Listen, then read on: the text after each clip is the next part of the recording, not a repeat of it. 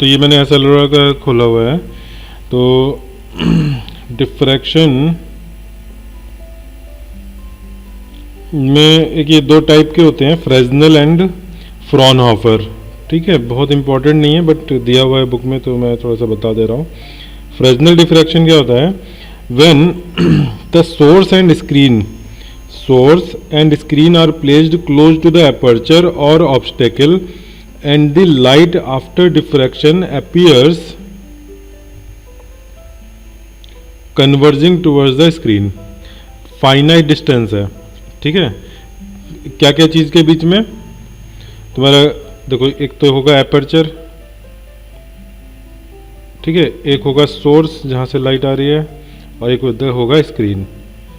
ठीक, तो इनके जो डिस्टेंसेज हैं वो फाइनाइट डिस्टेंसेज हैं। तो ये हो गया फ्रेस्नेल डिफ्रैक्शन। फिर होता है Fraunhofer diffraction. In this source and screen are placed at large distances effectively at infinity from the aperture और the obstacle and converging lens is use to observe the diffraction pattern. ठीक है, तो हम लोगों ने जो किया वो एक्चुअली ये फ्रॉनहोफर डिफ्रैक्शन था, ठीक है। लेकिन अगर तुम्हें स्क्रीन को इनफाइनाइट डिस्टेंस पे रखना है तो तुम लैब में तो कर ही नहीं पाओगे, ठीक है। तो उसके लिए क्या किया जाता है कि हम एक लेंस, कन्वर्जिंग लेंस रख देते हैं, ठीक है। वो कन्वर्जिंग लेंस उस पैरेलल रे, जो फ्रॉनहोफर की कंडीशन क्या थी? कंडीशन ये थी कि इंसिडेंट रे पैरेलल होनी चाहिए, यानी कि ऑब्जेक्ट इनफाइनाइट डिस्टेंस पर हो, और इधर स्क्रीन ये आफ्टर डिफ्रैक्शन पैरेलल रे जो कि स्क्रीन पर का डिस्टेंस बहुत ज़्यादा होना चाहिए, ठीक है। तो इस चीज़ को हम कैसे लैब में कराते हैं? तो उसमें हम लैब में क्या करते हैं कि दोनों तरफ हमने कन्वर्जिंग लेंस लगा दिए, ठीक है, जैसे यहाँ पे किया है। तो पहले तो सोर्स से हमने सोर्स को फोकस पे रखा, तो वहाँ से निकलने वाली रेज रिफ्रैक्शन के बाद पैरेलल हो गई, ठीक है, यहाँ पर।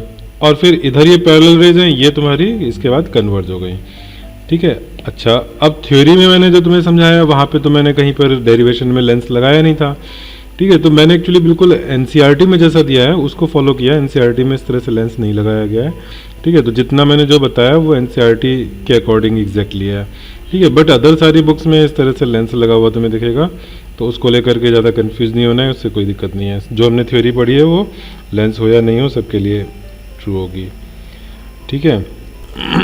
फिर उसके बाद पोजीशंस ऑफ मिनिमा मैक्सिमा वो सब यहाँ पे जो मैंने जैसे बताया था, ठीक है। 2 हाफ्स में इसको डिवाइड किया और पार्ट डिफरेंस λ/2 रखा, ठीक है। फिर उससे बाद हमने कंडीशन निकाली तो हमारी ये जनरल कंडीशन ये आ गई n λ/a।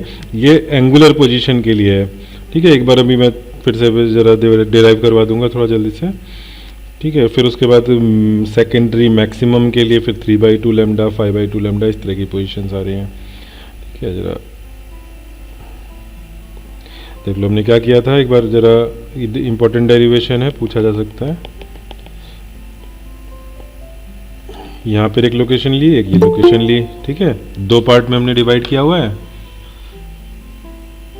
तो ये डिस्टेंस a/2 है, ठीक है। पूरा अपर्चर का साइज जो है वो a है, ठीक है। तो यहाँ पर हमने एक पॉइंट P ले लिया, और ये जो डिस्टेंस है दिस इज पार्ट डिफरेंस। इस पार्ट डिफरेंस को λ/2 के इक्वल रखना है।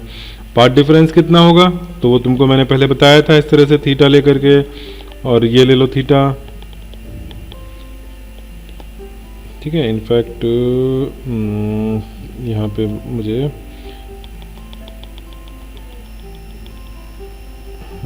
ये थीटा मैं यहाँ पे ले रहा हूँ, ठीक है। तो ये तुम्हारा हो जाएगा D और इधर हो जाएगा y, ठीक है। तो थीटा को तुम कैसे लिख सकते हो? y/D भी लिख सकते हो, और ये वाला जो थीटा है यहाँ पर जो थीटा आ रहा है उससे तुम (a/2 लिख सकते हो। (a/2) क्या चाहिए हमें y चाहिए, तो y = d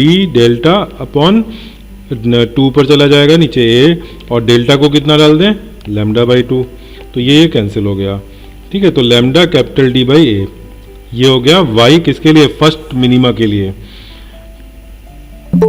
समझ में आ गया सबको क्या किया हमने यहाँ पर? Yes sir. ठीक है, और फिर उसके बाद हाँ, फिर उसके बाद हमने ये हो गया। अब जनरलाइज करना है वाई एन, तो वाई एन के लिए हम क्या करें, 2D, एक सेकेंड, ए बाई 2 की जगह पे क्या लिखेंगे अब,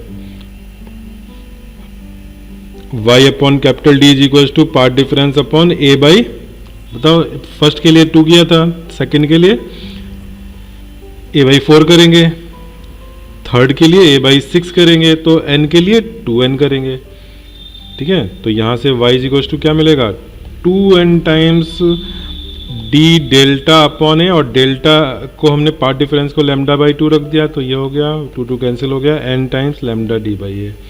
ठीक है, ये nth मिनिमा का आ गया लोकेशन। ठीक है, nth मिनिमा। अच्छा, अब यहाँ पर अगर मुझे एंगुलर पोजीशन निकालनी हो, तो एंगुलर पोजीशन देखो, ये हमने लिखा हुआ है थीटा, थीटा कहाँ पर है, ये एंगल थीटा, तो ये थीटा हमारा एंगुलर पोजीशन ऑफ पी दे रहा है। पी की लोकेशन को हम या तो वाई के टर्म्स में लिखें, लीनियर डिस्टेंस, या थीटा के टर्म्स में लिखें। तो थीटा के लिए क्या करना है, वाई अपॉन कैपिटल डी करना है, तो वाई अपॉन कैपिटल डी, ये डी जो यहाँ पर लिखा हुआ है इसको वापस नीचे ले जाओ, तो थीटा एन क्या आ जाएगा, एन टाइम्स लैम्डा बाई ए आ जाएगा। This is angular position of nth minima. ठीक है, वैसे सारे सेकेंडरी मिनिमाज हैं, समझ में आ गया। तो बस कैपिटल डी को नीचे ले जाना है। मैं जरा एक स्टेप और लिख दूं यहाँ पर कि what is theta, theta is y upon y n upon capital D, and this is equals to n times lambda by ए।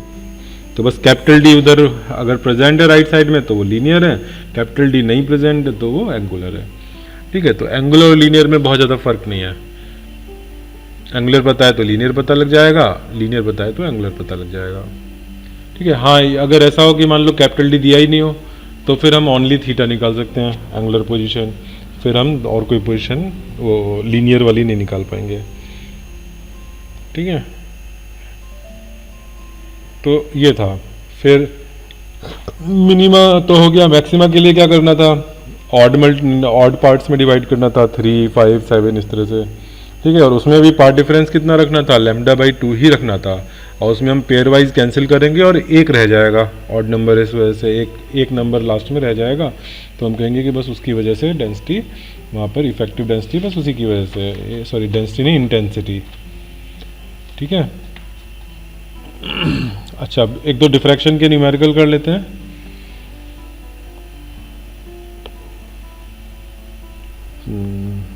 चलिए बताता हूँ। अच्छा, ये देखो, ये इंटेंसिटी का रेशियो दिया हुआ है। अगर प्राइमरी जो बीच में सेंट्रल मैक्सिमा है वो 1 है, तो उसके सामने फिर आगे जाके 1/21 हो गया, 1/61 हो गया, इस तरह का रेशियो आता है।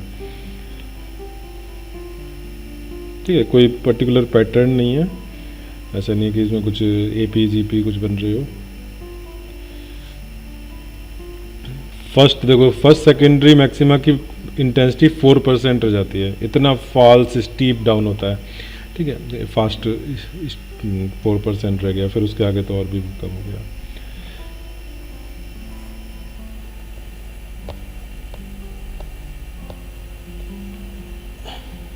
Width of central and secondary maxima मैंने बताया था कि मिनिमाज के बीच का डिस्टेंस होता है, उससे हम मैक्सिमा की विड्थ निकालते हैं। ठीक है, फिर विड्थ कितना आएगा, अभी हम लोगों ने पोजीशन याद किया, कितना आया था, ये जो लोकेशन आया था फर्स्ट मिनिमा का, लैम्डा डी बाई ए आया था, इधर लैम्डा बाई डी बाई ए होगा माइनस में, तो जो वो हो जाएगा विड्थ, वो कितना हो जाएगा, 2 twice of D lambda by a हो जाएगा। ठीक है, और ये तो हो गया सेंट्रल का हो गया ट्वाइस, और अदर्स का क्या होगा, ओनली लैम्डा डी बाई ए होगा एंगुलर विड्थ। ठीक है, अच्छा, एक ये फ्रेजनल डिस्टेंस एक होता है टर्म, इसको और डिफाइन कर लेते हैं। Ray optics as a limiting case of wave optics. Ray optics as a limiting case of wave optics, इसका क्या मतलब है? ये बताओ, वेव ऑप्टिक्स ऑलवेज ट्रू होती है कि रे ऑप्टिक्स ऑलवेज ट्रू होती है?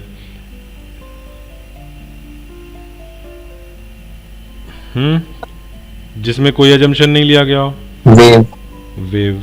तो रे ऑप्टिक्स में हम क्या एजम्पशन लेते हैं?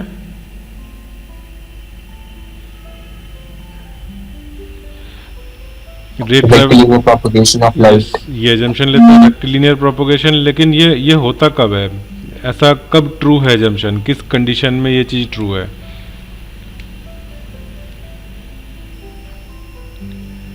जब कोई जो ऑब्स्टेकल्स हैं उनका साइज वेवलेंथ के सामने बहुत बड़ा हो, वेवलेंथ उसके सामने निग्लिजिबल हो। जैसे अच्छा, एक ये बताओ, sound travels in straight line, ये करेक्ट है स्टेटमेंट, रॉन्ग है? Sound travels only in straight line, rectilinear propagation होता है साउंड का कि नहीं होता है?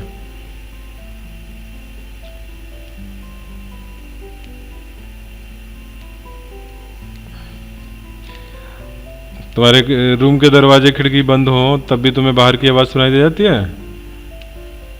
स्ट्रेट लाइन प्रोपोगेशन होता तो अगर कहीं बीच में वॉल आ गई तो नहीं सुनाई देगी, है ना? शैडो एरिया में। रिपीट कर दीजिए। अच्छा, मैं ये कह रहा हूँ कि रे ऑप्टिक्स में हम एजम्पशन लेते हैं कि light ray travels only in straight line. तो ऐसा कब ट्रू होता है, मैं ये पूछ रहा हूँ। तो इसके लिए मैं एक एग्जांपल दे रहा हूँ साउंड का। तो साउंड के लिए बताओ, स्ट्रेट लाइन में चलती है कि वो मुड़ भी सकती है?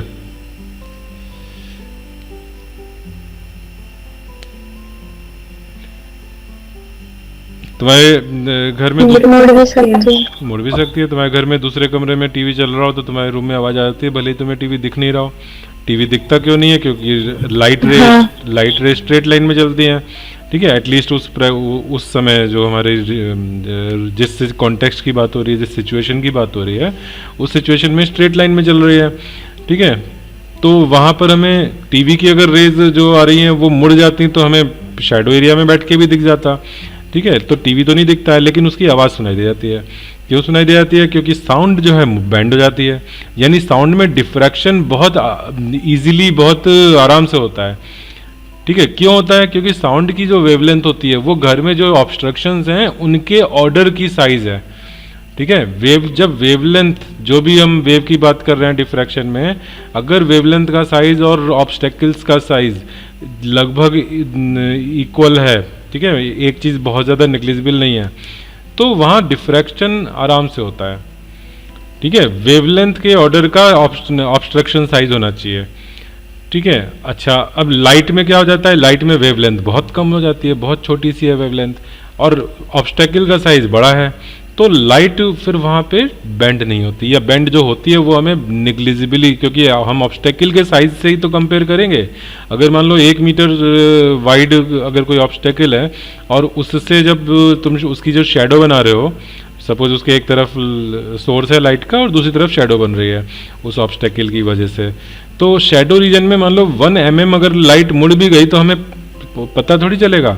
1 mm तो चलो फिर भी हम बहुत मेजर करें तो आंखों से दिख जाएगी, लेकिन अगर कहीं 1 नैनोमीटर 1 माइक्रोन का अगर शिफ्ट हो रहा है तो वो बेंडिंग हमारे प्रैक्टिकल एक्सपीरियंस के लिए कोई काम की नहीं है, ठीक है? और अगर वही 1 मीटर की बेंडिंग हो रही हो तो काम की है, ठीक है? तो साउंड में 1 मीटर 2 मीटर की बेंडिंग हो जाती है, तो वहाँ पे साउंड में डिफ्रैक्शन बहुत आराम से होता है। क्यों? क्योंकि साउंड की वेवलेंथ बहुत लार्ज है, ठीक है? तो ये बातें हो गई। तो रे ऑप्टिक्स यहाँ पे बात हो रही है as a limiting case of wave optics, ठीक है? यहाँ पे हमें 2 टर्म पढ़ेंगे, Fresnel distance and Fresnel zone. Fresnel distance and Fresnel zone, ठीक है? तो ये एग्जैक्टली क्या कह रहा है, मैं थोड़ा सा सिंपल लैंग्वेज में समझा देता हूँ। वो कंडीशन या वो लिमिट जहाँ पर हम, जैसे एपर्चर का साइज हम निकालें, सपोज कोई होल है, उस होल में सपोज ये एक मिनट, ये एक होल है, ठीक है, इस शीट में इस होल का डायमीटर किस ऑर्डर का हो कि हम यहाँ पे रे ऑप्टिक्स लगा पाए। ठीक है, रे ऑप्टिक्स लगा पाए यानी कि अगर डी बहुत छोटा हो जाएगा, मान लो वो हमारा माइक्रोन में हो गया, ठीक है, माइक्रोन से भी और छोटा हो गया, तो वेवलेंथ का जो ऑर्डर है उस ऑर्डर का साइज का एपर्चर हो गया। ठीक है, तो वहाँ पे तो अच्छा खासा डिफ्रैक्शन होगा, तो यहाँ पर हमें शैडो क्लीन नहीं दिखाई देगी।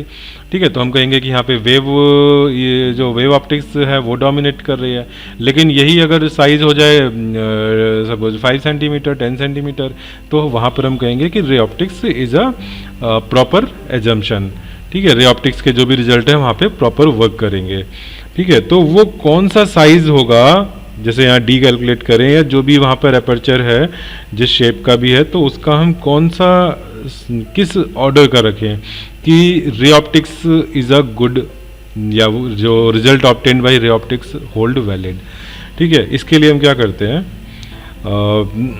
जैसे यहाँ पर देखो, a parallel light of wavelength lambda on passing through aperture of size A gets diffracted into a beam of angular width theta equal to lambda by A।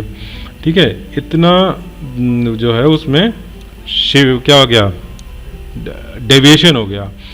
Now if a screen is placed at a distance capital D, this beam spreads over a linear width of d lambda by A। ठीक है, यहाँ तक समझ में आ रहा है। अगर theta इतना है तो थीटा में d से मल्टीप्लाई कर दिया। ठीक है, जो जिसको हम y कह रहे थे ना, उसको यहाँ पे ये x लिख रहे हैं। तो लैम्डा बाई ए में हमने कैपिटल D मल्टीप्लाई करके क्या ऑब्टेन कर लिया, कितना शिफ्ट हुआ। जैसे ये रे जा रही थी तुम्हारी, थीटा यहाँ पर है, ये कैपिटल D है, तो ये कितनी बेंड हो गई, x अमाउंट बेंड हो गई। तो अगर मुझे theta is equal to lambda by a पता है, तो मुझे x पता लग जाएगा ना, d टाइम्स लैम्डा बाई ए। ठीक है, if the diffraction spread x is small, ये जो x है अगर ये हमारा बहुत छोटा है, concept of ray optics will be valid. अगर ये डेविएशन जो है ये निग्लिजिबल है, तो हम कहेंगे कि रे बेंड नहीं हो रही, स्ट्रेट लाइन में चल रही है, क्योंकि बेंडिंग जो हुई वो निग्लिजिबल है। ठीक है, if we have an aperture of size 10 mm and use light of wavelength this metre, then the beam, अब यहाँ पे डाटा पुट कर रहे हैं, लैम्डा 6 यानी 6000 एंगस्ट्रॉम ले लिया और साइज ऑफ एपर्चर 10 mm ले लिया। ठीक है, तो x की वैल्यू निकाल के देख रहे हैं, 10 mm के एपर्चर साइज में कितना ये हुआ, शिफ्टिंग हुई या कितना डेविएशन हुआ, 0.18 mm। 10 mm के सामने 0.18 mm कितना परसेंट हुआ, 0.18 आउट ऑफ 10, 100 से मल्टीप्लाई करो, 1.8%। ठीक है, तो this is not quite large, तो वी कैन से दस ray optics is valid in many common situations. अब यहाँ पे हम कह सकते हैं कि रे ऑप्टिक्स, हम मान सकते हैं कि ये जो बेंडिंग है नेग्लिजिबल है, तो रे ऑप्टिक्स इज वैलिड। लेकिन अगर मान लो यहीं पे हम डाटा थोड़ा सा चेंज कर दें, हम एपर्चर साइज को कर दें 1 mm, तब जरा बताओ यहाँ पे ए को कर दो 1 mm, तब कितना हमें एरर मिलेगी। अगर तुमने ए को नीचे 1 mm कर दिया, यानी कि इसका 1/10 कर दिया, 1/10 नीचे डिवाइड किया तो ऊपर चला गया 1/10, तो इसका 10 टाइम्स आ गया, 1.8 mm आ गया। अब एपर्चर साइज तो था 1 mm और उसके सामने जो डेविएशन हुआ वो 1.8 mm। क्या निगलेक्ट कर सकते हो 1 mm के सामने? नहीं कर सकते। यहाँ हम कहेंगे ray optics is not valid. ठीक है, यहाँ हमें वेव ऑप्टिक्स के रिजल्ट पर जाना पड़ जाएगा। ठीक है, वेव ऑप्टिक्स हमेशा होल्ड कर रहा है। जब हमने कहा कि रे ऑप्टिक्स होल्ड कर रहा है, वेव ऑप्टिक्स तो उस समय भी होल्ड कर रहा था, लेकिन वो इतना छोटा था कि हम उसको निग्लेक्ट करके कह दे रहे हैं कि रे ऑप्टिक्स इज वैलिड। ठीक है, यूजुअली रे ऑप्टिक्स हमारे लिए इजी होता है अप्लाई करना, ठीक है, सिंपल होता है समझने में। तो हम जहाँ वेव ऑप्टिक्स बहुत फाइन चीज़ बता रहा है लेकिन हमारा रे ऑप्टिक्स से काम चल जा रहा है, तब ठीक है। तो हम ये थोड़ी कहेंगे कि wave optics is not valid. Wave optics is always valid, but ray optics certain cases में ही वैलिड है। तो जहाँ रे ऑप्टिक्स वैलिड है वहाँ पर हम रे ऑप्टिक्स का यूज़ कर लेंगे। ठीक है, वहाँ हम उतने छोटी चीज़ों पर नहीं जाएंगे। ठीक है, अच्छा, तो ये तो तुम्हें थोड़ा फील आ गया होगा कि हम निकाल रहे थे कि कितना बेंडिंग हो रही है। अब हम ये जो टर्म्स हैं इनको डिफाइन करते हैं। बोलो, यहाँ तक समझ में आ गया? नहीं आया होगा तो चलो अब ये टर्म्स देख लेते हैं, उसके बाद फिर और अच्छे समझ में आ जाएगा। यहाँ पे दो टर्म है ना, फ्रेजनल डिस्टेंस और दूसरा क्या था, फ्रेजनल जोन, तो फ्रेजनल डिस्टेंस की बात कर रहे हैं अभी। द डिस्टेंस, डेफिनेशन को मैं येलो कर देता हूं। The distance at which diffraction spread of a beam is equal to the size of aperture is called Fresnel distance. मैंने अभी तुम्हें दो वैल्यू ले ली थी, एक बार 10 mm का एपर्चर साइज लिया था, एक बार 1 mm का एपर्चर साइज लिया था, ठीक है। तो इन दो में मैंने बता दिया था कि इसमें तो चलो हम निगलेक्ट कर देंगे, इसमें नहीं करेंगे निगलेक्ट, लेकिन एग्जैक्टली हम किस चीज़ को कहें कि इस नंबर के इधर हम निगलेक्ट करेंगे उधर नहीं करेंगे, तो इन्होंने यहाँ पे डिफाइन कर दिया वो क्राइटेरिया, ठीक है। क्या क्राइटेरिया कि जब वो जो डिफ्रैक्शन स्प्रेड है, स्प्रेड मतलब एक्स जो हमने कैलकुलेट किया था, वो एपर्चर साइज के इक्वल रख दिया, एक्स इज इक्वल टू ए रख दिया, ठीक है। और उससे हमने डी की वैल्यू निकाली, तो जो डी की वैल्यू आई उसको हमने कहा ये क्या है, फ्रेजनल डिस्टेंस है, डी एफ उसका नाम हो गया, ठीक है। तो डी एफ फ्रेजनल डिस्टेंस के लिए हम क्या कंडीशन रख रहे हैं, एक्स इक्वल टू ए रख दे रहे हैं। ये फॉर्मूला में तुम सोच पा रहे होगे कि एक्स इज इक्वल टू ए रख दिया तो लैम्डा डी अपॉन ए में डी जो आया वो हमारा फ्रेजनल डिस्टेंस आ गया, ठीक है। इस फ्रेजनल डिस्टेंस की क्या खास बात होगी, एपर्चर किसी भी साइज का हो, एपर्चर का साइज जो भी हो, अगर मैं फ्रेजनल डिस्टेंस से ज़्यादा डिस्टेंस ले लूँगा तो बताओ कि मेरा स्प्रेड ए से ज़्यादा होगा कम होगा, बताओ एपर्चर साइज से ज़्यादा स्प्रेड होगा कम होगा। अगर तुम लोग समझ में आ रहा होगा तो तुम बता पाओगे। अगर ये मेरा ए है एपर्चर का साइज, ठीक है, और मैंने डिस्टेंस जो लिया D greater than D F ले लिया, तो बताओ जो बेंडिंग हुई वो एपर्चर साइज से ज्यादा हुई कम हुई, कम। कैपिटल डी ज्यादा कर रहे हो तो थीटा सेम रहते हुए भी उधर एक्स क्या हो जाएगा,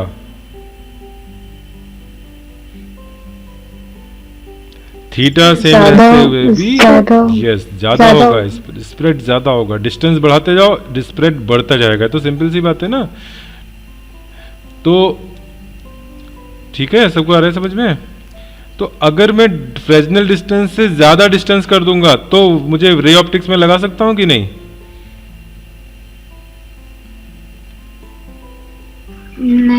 नहीं लगा सकते, because spread is more than aperture size.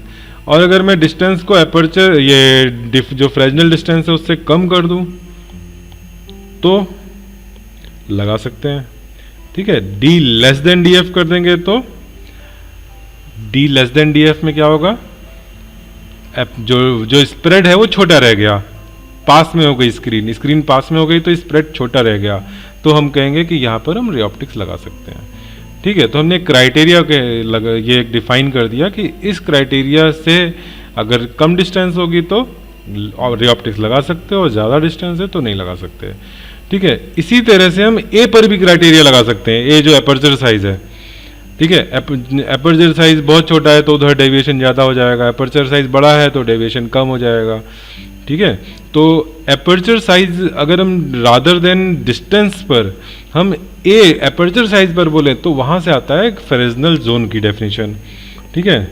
मैं भी लिखवा दूंगा इसको, या ये चलो डेफिनेशन तो नोट कर ही लो, बस इतना लिख लो जितना यहाँ पर, ये इतना काम कर लो, ये नोट कर लो, ठीक है। मैं लिखवाऊंगा तो यही चीज़ तो लिखवाऊंगा वहाँ पर,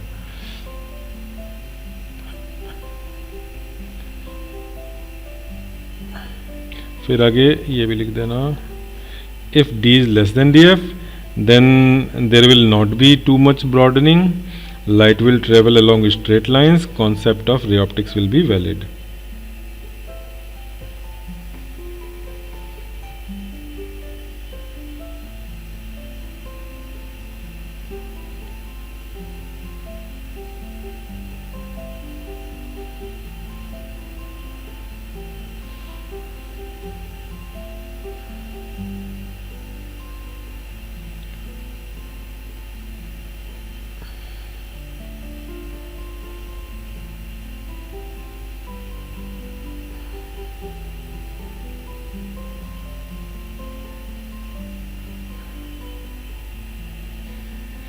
लिख लिया,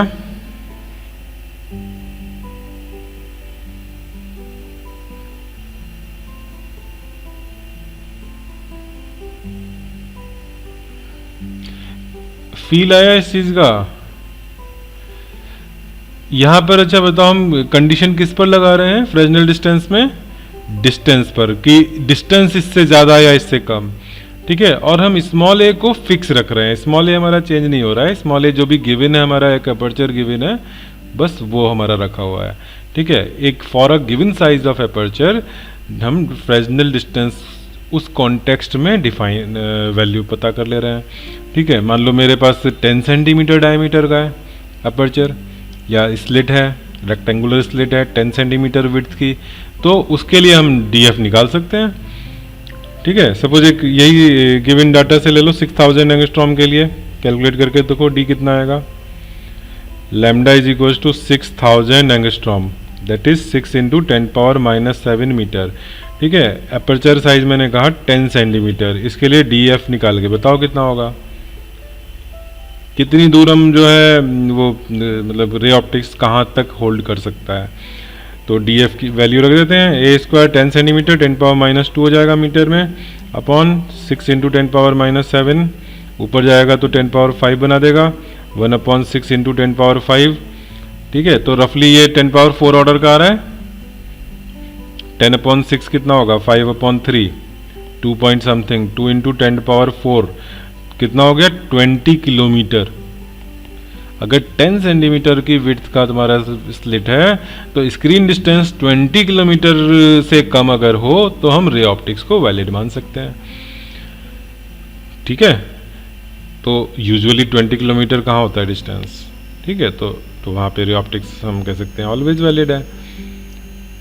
ठीक है, अब डिस्टेंस तुम 1 सेंटीमीटर के लिए सोचो, 1 सेंटीमीटर अगर हम कर दें ए को तो क्या होगा, ए को 1 सेंटीमीटर करके बताओ डीएफ कितना हो जाएगा।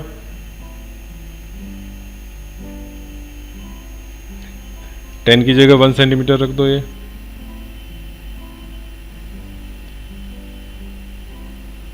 0.2 किलोमीटर, यस 200 किलोमीटर हो गया।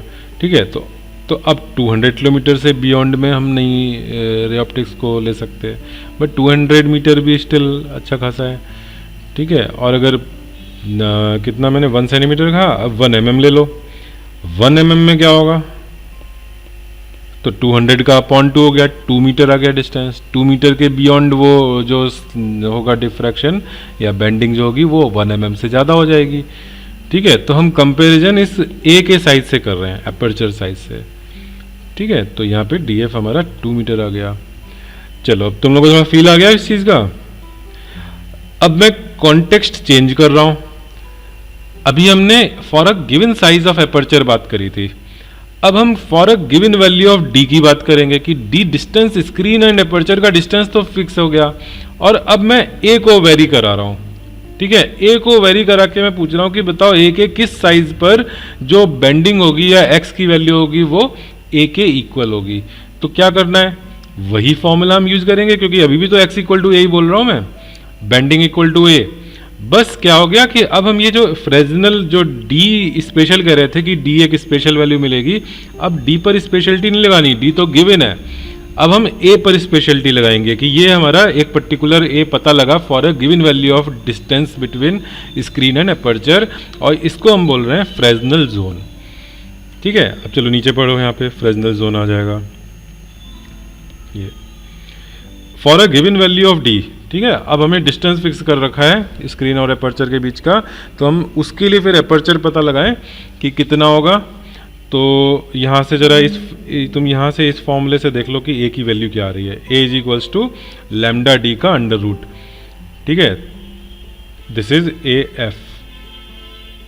ठीक है, तो अब पढ़ लो, for a given value of D the quantity under root lambda D is called size of Fresnel zone and is denoted by a F. Hence the concept of ray optics can be conveniently used. अच्छा, ये बताओ एक minute कि अब ये जो A F आ गया, A F से बड़े पर तुम लगा सकते हो, when A is greater than a F, तब तुम रे ऑप्टिक्स लगा सकते हो कि नहीं, यस और नो?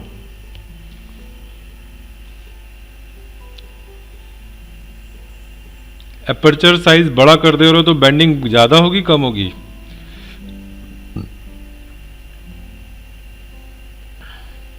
सर कम होगी बेंडिंग। कम होगी, तो ए ग्रेटर देन एफ में रे ऑप्टिक्स यस और नो? नो। कम होगी बेंडिंग तो अच्छी बात है ना, रे ऑप्टिक्स लगा लेंगे। सही बोल। यस। यस, अगर ए ग्रेटर है, अपर्चर साइज इस ए एफ से ग्रेटर है तो बेंडिंग हो गई लो, स्मॉल, स्मॉल में रे ऑप्टिक्स लग जाएगी। ठीक है, तो ये चीज़ नीचे लिखी थी। तो सर एक मिनट सर, अगर ए एफ से ज्यादा होगा तो फिर डी भी तो डी एफ से ज्यादा होगा। नहीं नहीं नहीं, डी हमने फिक्स कर रखा है। कॉन्टेक्स्ट समझो, पहले हमने कॉन्टेक्स्ट बात करी थी कि डी वेरी करा रहे थे, ए फिक्स था। जब हम फ्रेजनल जोन की बात कर रहे हैं तो for a given value of D, ये देखो लिखा हुआ है, for a given value of D distance between aperture and screen fix कर दिया। मेरे रूम में मान लो सेटअप पहले से रेडी है, बस मैं अपर्चर साइज को वेरी कर सकता हूँ। ठीक है, जैसे एच.सी. वर्मा सर के एक्सपेरिमेंट में उन्होंने ब्लेड के बीच का डिस्टेंस वेरी कर सकते थे, उसको मैग्नेट से होल्ड किया हुआ था, बड़े आराम से स्लाइड करके चेंज कर सकते थे। लेकिन मान लो सेटअप हमारा स्क्रीन और अपर्चर जो है, जो स्टैंड्स हैं वो मेरे फिक्स हैं लैब में, तो उस कॉन्टेक्स्ट में हम फ्रेजनल जोन की बात करेंगे कि अपर्चर साइज कितना होगा कि जिसमें कि बेंडिंग अमाउंट जो होगा वो एग्जैक्टली अपर्चर साइज के इक्वल हो। ठीक है, तो डी को मत समझो कि वेरी हो जाएगा, डी इज फिक्स्ड। आया समझ में? ओके यस, तो ए ग्रेटर देन ए एफ में क्या हो जाएगा, कंडीशन रे ऑप्टिक्स लग जाएगा। ए लेस देन ए एफ में नहीं लगेगा, उसमें वेव ऑप्टिक्स लगाना पड़ेगा। ठीक है, तो ये चीज नोट कर लो।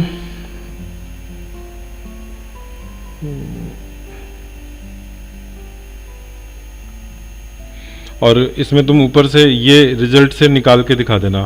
ठीक है, इतना और लिख लो कि D capital D equal to a square by lambda, या for x equal to D, या इस तरह से फिर से, चलो मैं फिर से लिखवा देता हूँ, for x is equal to a F, formula क्या है हमारा, a is equal to D lambda by a gives a is equals to a F is equals to under root lambda D. ठीक है, ये लिख लो।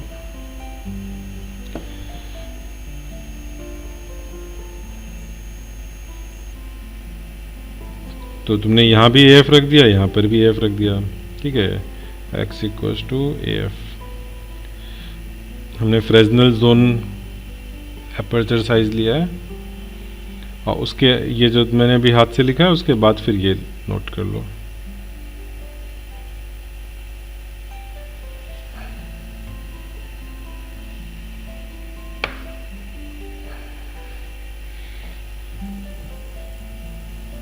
और चाहो तो इस पैराग्राफ की जगह पर ऐसे लिख लो, for a greater than a F, x is less than a F, so ray optics is valid. For a less than AF, x is greater than AF, so ray optics not valid. चलो अब एक ये question board का हुआ है, 48th question देखो जरा। अच्छा, यहाँ पर थीटा हम लोगों ने जैसे स्मॉल लिया था, बट यहाँ तो 30 डिग्री दे रखा है, तो क्या करना है, साइन थीटा लेंगे, असम्पशन हम स्मॉल वाली से नहीं लेंगे। हाँ, फिर वहाँ पे हम साइन थीटा ले लेंगे। ठीक है, तो जहाँ पे मैंने ए इंटू थीटा लिया था तो वहाँ ए साइन थीटा एक्चुअली होगा, तो वहाँ पर a sine theta equal to lambda. तो तुम्हारा जो चीज़ हम थीटा लिख रहे थे उसको साइन थीटा कर लो, अगर थीटा तुम्हें लार्ज दिखे तो। ठीक है, तो यहाँ पर फर्स्ट मिनिमम हमारे हिसाब से थीटा कहाँ पर होना चाहिए था, लैम्डा बाई ए पर होना चाहिए था। क्यों, अभी पढ़ा था ना, y equal to lambda D upon a, theta lambda upon a. ठीक है, तो ये थीटा की जगह मैंने साइन थीटा लिख दिया, और फर्स्ट मिनिमम 30 डिग्री, तो साइन 30 हो गया 1/2 इक्वल टू, पूछा क्या है वहाँ पर, लैम्डा दे रखा है 6500 angstrom, 6.5 10⁻⁷ metre, upon a, for what a पूछा है ना, क्या पूछा है, हाँ, for what value of a, तो यहाँ से ए निकल आएगा। ठीक है, दूसरे में first maximum falls at 30 degree, तो हम उसके लिए क्या करते हैं, 3/2 लैम्डा बाई ए की बात करते हैं। तो यहाँ पर हम साइन थीटा 30 डिग्री लेकर के यानी 1/2 लेकर के 3/2 लैम्डा बाई ए कर लेंगे तो इधर से ए आ जाएगा। ठीक है, ये जो ए आएगा ये 2/3 टाइम्स पहला वाला जो ए होगा उसके 2/3 टाइम्स होगा। ठीक है, 2/3 टाइम्स जो तुम्हारा ए यहाँ से मिला वो वाला निकाल करके। चलो ठीक है, कोई दिक्कत तो नहीं है। सेंट्रल ऊपर वाला क्वेश्चन था 47, तो उसमें क्या बोला था? उसमें बोला था फ्रीक्वेंसी दे रखी है, फ्रीक्वेंसी से तुम्हें लैम्डा निकालना आता है, वेवलेंथ निकालना आता है, वेलोसिटी यूज करोगे। ठीक है, वेलोसिटी यूज करके फ्रीक्वेंसी आ जाए, वेवलेंथ आ जाएगी। ठीक है, तो क्या होता है रिलेशन, याद है कि नहीं याद है? मैं बताऊं, wavelength, frequency and velocity. Speed of light है यहाँ पर, तो लाइट सी ले लोगे। पता है प्रियांशु? हाँ याद है। एक तो देखो hc/λ याद है तुम लोग को, फोटोन की एनर्जी। अभी हम लोग फोटो इलेक्ट्रिक इफेक्ट में आने वाले हैं इसके बाद, तो उसमें h न्यू पढ़ेंगे या hc/λ, तो यहाँ से तुम c/λ याद रख सकते हो। दूसरा, वेलोसिटी क्या होती है? वेलोसिटी होती है distance upon time. Distance 1 wavelength travel करने में टाइम पीरियड के इक्वल लगता है, तो लैम्डा इंटू फ्रीक्वेंसी हो गया। 1 upon time period is frequency. ठीक है, तो लैम्डा इंटू न्यू हो गया। Understood? Velocity is equals to lambda into nu, ऐसे भी सोच सकते हो। यूनिट से भी सोच सकते हो कि वेलोसिटी तुम्हारा, या तुम्हें मान लो सपोज निकालना है, क्या निकालना है यहाँ पर? लैम्डा निकालना है। मीटर में आना चाहिए आंसर। फ्रीक्वेंसी किस में होती है यूनिट में? 1/सेकंड में होती है। ठीक है, तो लैम्डा तुम्हें मीटर में चाहिए, तो वेलोसिटी तो ऊपर ही रखना पड़ेगा, क्योंकि वेलोसिटी में मीटर आएगा न्यूमरेटर में। अब इसमें जो अपॉन सेकंड है, उस अपॉन सेकंड को कैंसिल आउट करने के लिए तुम्हें फ्रीक्वेंसी ऊपर रखना पड़ेगा कि नीचे रखना पड़ेगा? नीचे रखना पड़ेगा, तभी तो 1/सेकंड कैंसिल हो पाएगा। इसका मीटर बाई सेकंड, इसका 1/सेकंड, तो ये सेकंड कैंसिल हो जाएगा। ठीक है, तो ऐसे सोच सकते हो। ठीक है, यूनिट के पॉइंट ऑफ व्यू से भी सोच सकते हो फॉर्मूला। ठीक है, चलो जैसे भी हो। तो यहाँ पे तुम्हें फ्रीक्वेंसी दे रखी है। फ्रीक्वेंसी के बाद तुम्हें क्या बोला है? फ्रीक्वेंसी का मतलब लैम्डा निकाल लोगे सी, वेलोसिटी सी रख करके। फिर विड्थ दी हुई है स्लिट की, यानी स्मॉल ए दिया हुआ है 5 centimetre. Calculate angular spread, angular spread पूछा है, यानी थीटा पूछा है। ठीक है, तो थीटा कितना हो जाएगा? Angular spread twice of lambda by a हो जाएगा। याद है कि नहीं वैल्यू? तुम लोग को ये रिजल्ट याद हो गए कि नहीं याद हुए? बोलो। काइंड ऑफ याद हो जाने चाहिए ये। चलो ठीक है, फिर बाकी क्वेश्चन तुम लोग खुद से कर लेना, इसमें कोई भी क्रिएटिविटी नहीं है, सारे बिल्कुल एक ही तरह से क्वेश्चंस हैं। ठीक है,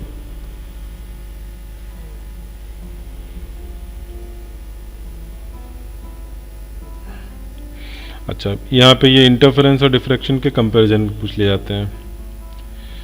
इंटरफेरेंस एंड डिफ्रैक्शन थोड़ा बहुत पढ़ने में आ रहा है?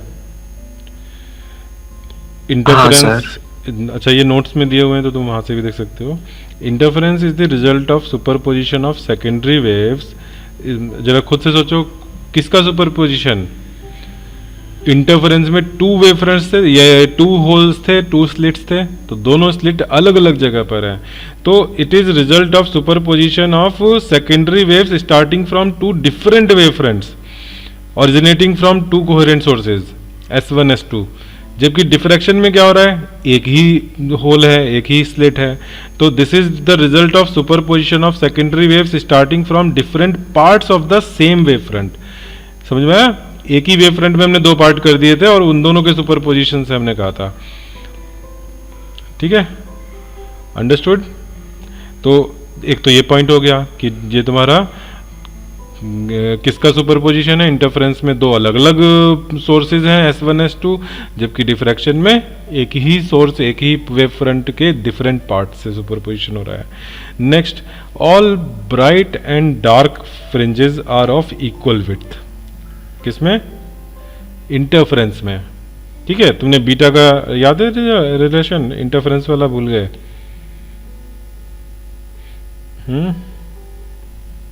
बीटा इज इक्वल टू, बोलो जरा। D lambda by D, D lambda by small D. ठीक है। अच्छा यहाँ पे जरा बताना सेंट्रल फ्रिंज की विड्थ क्या आई थी अभी हमारी सेंट्रल फ्रिंज की विड्थ का एक्सप्रेशन बताओ जरा, एंगुलर पूछ रहा हूँ मैं अभी, एंगुलर बताओ जरा। 2 डी लैम्डा बाई ए। चलो 2 लैम्डा बाई ए, और अगर तुम्हें ये लीनियर पूछी जाए विड्थ तो डी मल्टीप्लाई कर दोगे, ठीक है।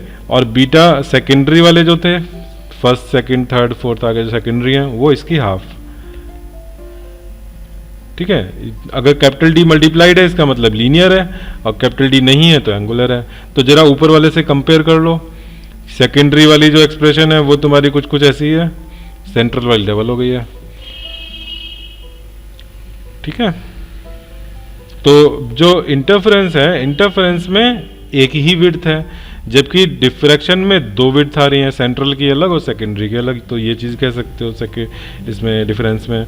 तो all bright and dark fringes are of equal width, जबकि डिफ्रैक्शन में width of central bright fringe is twice than the width of any secondary maximum. Understood.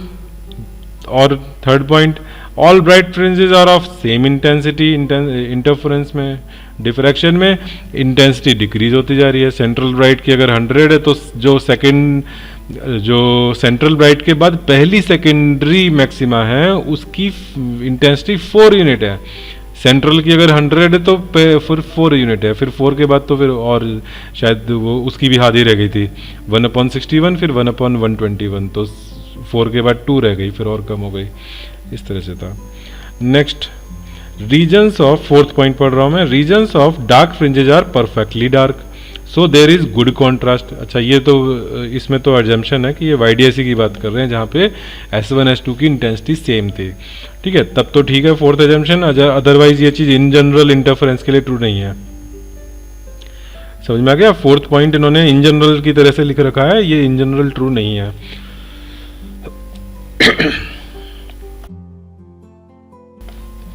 ठीक है, और इधर पढ़ो जरा, reasons of dark fringes are not perfectly dark, so there is a poor contrast. ठीक है, ये बात अभी तक हम लोग डेरिवेशन बहुत आइडियलिस्टिक कर रहे थे, उसमें नहीं आई थी, बट ऐसा होता है कि डिफ्रैक्शन में जो डार्क होता है वो बिल्कुल डार्क नहीं होता, पिच डार्क नहीं होता। ठीक है, fifth point, at an angle of lambda by D. अच्छा ये लैम्डा बाई डी अभी याद आ रहा है, मैंने अभी लिखा था ऊपर फ्रिंज विड्थ इंटरफेरेंस में लिखा था beta is equals to lambda D by small d. इस डी को उठा करके ले जाओ यहाँ पे नीचे, तो ये क्या हो गया, एंगल हो गया, इसको कहोगे एंगुलर फ्रिंज विड्थ। ठीक है, इंटरफेरेंस की angular fringe width lambda by small D, तो lambda by small D we get a bright fringe in the interference pattern of two narrow slits separated by distance small d. At an angle of lambda by a क्या मिलता है हमें, we get the first dark fringe in the diffraction pattern of a single slit of width a. ठीक है, lambda by small D पर हमें central maxima के बाद lambda by small D angle पर हमें मैक्सिमा मिलता है, जबकि इसमें लैम्डा बाई स्मॉल ए पर मिनिमा मिल रहा है। ठीक है, फर्स्ट टू थर्ड तो अच्छे पॉइंट थे, फोर्थ और फिफ्थ अच्छे पॉइंट्स नहीं है। ठीक है, अब ये क्या हुआ कि तुम लैम्डा बाई डी को और लैम्डा बाई ए को रिलेट वो कर रहे हो, कंपेयर। ठीक है, दोनों अलग अलग चीज़ें, बस थोड़ा सा पैटर्न एक जैसा दिख रहा है। ठीक है, तो ये हो गया, कंपैरिजन पूछा जाता है, 3 पॉइंट वो याद रखो ऊपर वाले। 3 पॉइंट में क्या क्या हुआ बताओ। पहला पॉइंट, जो अच्छे वाले 3 पॉइंट थे उनमें क्या क्या था, 2 वेव फ्रंट और 1 वेव फ्रंट। यस, और दूसरा जो वेव सर वो इंटेंसिटी सेम की बात हुई थी, एक इंटेंसिटी और एक विड्थ का पॉइंट हो गया। ठीक है, इंटरफेरेंस में इंटेंसिटी हर एक मैक्सिमा की सेम होती है, हर एक मिनिमा की सेम होती है, और डिफ्रैक्शन में वो रिड्यूस होती जाती है। फिर तीसरा पॉइंट क्या था, तीसरा पॉइंट विड्थ का, एक विड्थ का एक इंटेंसिटी का, जो भी ऑर्डर में हो। ठीक है, अच्छा अब इसके आगे टॉपिक जो है diffraction as a limit of resolving power, ये पहले सिलेबस में था बट अभी हट गया है। ठीक है, रिजॉल्विंग पावर, तो मैं इसको भी छोड़ देता हूँ, हम लोग पहले CBSE सिलेबस जल्दी से कवर करें, तो यहाँ पर हमारा फिनिश हो गया। अब इसके आगे फिर पोलराइजेशन वगैरह, पोलराइजेशन हमारा अभी सिलेबस से हट गया है। ठीक है, वैसे ईजी टॉपिक था बट एक दिन का टाइम लग ही जाता था उसको कराने में। ठीक है, तो ये मैं पोलराइजेशन वगैरह जंप करके अब कहाँ पहुँच रहा हूँ, नेक्स्ट चैप्टर पर। ठीक है, नेक्स्ट चैप्टर है ड्यूअल नेचर। तो उसको मैं पहले मैं थोड़ा थोड़ा सा समझा देता हूँ। जितना मैं अभी बता रहा हूँ थ्योरी बहुत ज़्यादा नहीं बता रहा हूँ, बट पहले फील लाते हैं उस चैप्टर का हम लोग।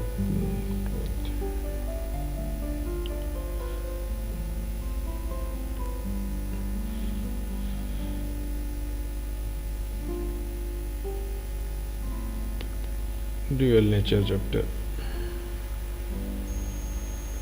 चलो तो फोटो इलेक्ट्रिक इफेक्ट पहले बेसिक समझते हैं, थ्योरी बाद में होती रहेगी। फोटो इलेक्ट्रिक इफेक्ट देखो, जो कोई भी मेटल होती है, मेटल में क्या होते हैं, मेटल या कंडक्टर की डिफाइनिंग प्रॉपर्टी क्या होती है, या वो डिफाइनिंग प्रॉपर्टी किस वजह से आती है, ऐसा कुछ बताओ जरा। कंडक्टर, मेटल्स में फ्री इलेक्ट्रॉन्स होते हैं। यस, फ्री इलेक्ट्रॉन होते हैं। जो भी कंडक्टर प्रॉपर्टी है वो due to presence of free electron है। ठीक है, इवन तो बताया कि हीट कंडक्शन भी ड्यू टू फ्री इलेक्ट्रॉन होता है। ठीक है, हालांकि हीट कंडक्शन के हम लोग बेसिक्स में नहीं जाते हैं 11th में, बस हीट कंडक्शन पढ़ते हैं, बट उसमें ये होता क्यों है वो सब नहीं पढ़ते हैं। बट कंडक्टर जनरली जो भी अच्छे कंडक्टर होते हैं हीट के, वो अच्छे कंडक्टर इलेक्ट्रिसिटी के भी होते हैं, बिकॉज दोनों फिनोमिना हमारे फ्री इलेक्ट्रॉन से हो रहे हैं। तो कंडक्टर में फ्री इलेक्ट्रॉन्स होते हैं। फ्री इलेक्ट्रॉन कितना फ्री है, क्या वो पूरा फ्री है कि वो यहाँ से यहाँ भागे, वहाँ से यहाँ भागे, इस तरह से फ्री है, या कुछ लिमिटेशन में वो फ्री है? सर लिमिट है उसकी। क्या लिमिट है? सर मतलब उसको पहले जैसे हम देखते हैं कि इलेक्ट्रॉन को कुछ एनर्जी मिलती है तो वो अपने ऑर्बिट से फिर आगे चला जाता है, तो इस तरीके से एनर्जी मिलती है। तो अभी हम फ्री इलेक्ट्रॉन की बात कर रहे हैं, यानी कि वो ऑर्बिट से बाहर चला गया है। अब इसके आगे बात करो। अब वो किसी एक एटम से अटैच्ड नहीं है। ठीक है, फ्री हो गया, तो मैं फ्री इलेक्ट्रॉन की बात कर रहा हूँ, तो अभी वो अटैच्ड नहीं है, वो फ्री हो चुका है। इसके आगे बताओ कि वो फ्री कितना फ्री है, उसकी कहाँ तक लिमिट है। तुम लोग जब छोटे रहोगे तो तुम लोग को घर से निकलने में नहीं दिया जाता होगा, जब फर्स्ट सेकंड क्लास में, तो बाहर हमेशा कोई घर का बड़ा जाना जाएगा। ठीक है, पार्क जा रहे हो तो साथ में कोई जाएगा। फिर थोड़े बड़े हुए तो पार्क तक चलो, अपनी विद इन सोसाइटी चले गए। ठीक है, और बड़े हुए तो सोसाइटी से बाहर मार्केट भी चले गए सेक्टर के। ठीक है, अब 12th क्रॉस कर जाओगे तो फिर सिटी से भी बाहर जाने के लिए परमिशन मिल जाएगी। तो ऐसे यहाँ इस इलेक्ट्रॉन को कितनी परमिशन मिली हुई है? मेटल के सरफेस में रहने को। यस, विद इन मेटल रहने की उसको परमिशन है। अच्छा, सरफेस को छोड़ना हो तो उसको क्या चाहिए, थोड़ी सी और एनर्जी चाहिए। ठीक है, तो मान लो बहुत ही रेयर से इलेक्ट्रॉन ऐसे होंगे जो कि जिनको कि नॉर्मल रूम टेम्परेचर पर जो थर्मल एनर्जी है, इलेक्ट्रॉन वहाँ वाइब्रेट कर रहे हैं, मूव कर रहे हैं, एक दूसरे से कोलाइड कर रहे हैं, तो उसमें थोड़ा एनर्जी का एक्सचेंज होता है। तो ऐसा नहीं कि सारे इलेक्ट्रॉन एक ही यूनिफॉर्म एनर्जी के हैं। हो सकता है कि कोलिजन में एक इलेक्ट्रॉन की कम होकर के एनर्जी दूसरे की बढ़ गई, और दूसरे की बढ़ गई तो वो इस सरफेस को छोड़ करके बाहर जा पाया। ठीक है, मान लो कि एक इलेक्ट्रॉन है, वो छोड़ करके सरफेस को बाहर चला गया। एक इलेक्ट्रॉन के कम होते ही सरफेस पर कैसा चार्ज आ गया, पॉजिटिव चार्ज आ गया 1 इलेक्ट्रॉन का। ठीक है, तो अब अगला इलेक्ट्रॉन अगर छोड़ना चाहेगा तो उसको और ज़्यादा मुश्किल होगा, क्योंकि ये पॉजिटिव चार्ज उसको वापस खींचेगा। ठीक है, अब मान लो इलेक्ट्रॉन तो कंडक्टर में हम बात करें तो बहुत ज़्यादा इलेक्ट्रॉन है, 10 पावर 23 के ऑर्डर के, उनमें 10 पावर 5 या 10 पावर 10 ऑर्डर के इलेक्ट्रॉन भी निकल सकते हैं इजीली, क्योंकि एक इलेक्ट्रॉन का चार्ज तो बहुत ज़्यादा नहीं है। तो प्रैक्टिकली अगर मान लो 0.1% भी इलेक्ट्रॉन जो फ्री इलेक्ट्रॉन है उनके 0.1 भी बहुत ज़्यादा हो गया। मान लो 10 पावर -4% जितने फ्री इलेक्ट्रॉन है उनके अगर 10 पावर -4% इलेक्ट्रॉन भी अगर सरफेस छोड़ जाए तो यहाँ पे इतना चार्ज हो जाएगा कि अगला इलेक्ट्रॉन वो थर्मल कोलिजन से उस पर फ़र्क नहीं पड़ने वाला, वो नहीं छोड़ पाएगा। ठीक है, तो जैसे जैसे चार्ज निकलता जाता है वैसे वैसे अगले चार्ज के लिए निकलना और मुश्किल हो जाता है। ठीक है, जैसे तुम लोग के स्कूल में क्लास से कभी कोई 1-2 बच्चे मान लो टीचर को बेवकूफ़ बना के निकल गए, टीचर क्लास में बैठा हुआ है वो बाहर निकल गए, अगर मान लो 2 बच्चे निकल गए तो तीसरे को निकलना और मुश्किल, क्योंकि टीचर को नोटिस में आ जाएगा कि ये लोग कहाँ से निकलते जा रहे हैं। ठीक है। तो इस तरह से यहाँ पर इलेक्ट्रॉन निकल गया, तो अगले इलेक्ट्रॉन के लिए और मुश्किल है, ठीक है। अच्छा, तो अब फोटो इलेक्ट्रिक इफेक्ट नाम क्या सजेस्ट कर रहा है, इसका क्या मतलब है? फोटो इलेक्ट्रिक, फोटो मतलब लाइट, ठीक है, लाइट इंसिडेंट हो रही है, और ये लाइट क्या कर रही है, जो इलेक्ट्रॉन यहाँ पर हैं free electron but they are bound within the surface, उन पर इंसिडेंट होकर के उनको एनर्जी दे रही है, ठीक है। और जो लाइट आ रही है उसमें क्या है, फोटॉन्स हैं, ठीक है। फोटोन, ये कॉन्सेप्ट अभी हम थ्योरी में जब प्रॉपर्ली पढ़ेंगे तो हम देखेंगे कैसे आया। तो मैं अभी थोड़ा सा जंप करके चीज़ों को एक ओवरव्यू दिखा रहा हूँ।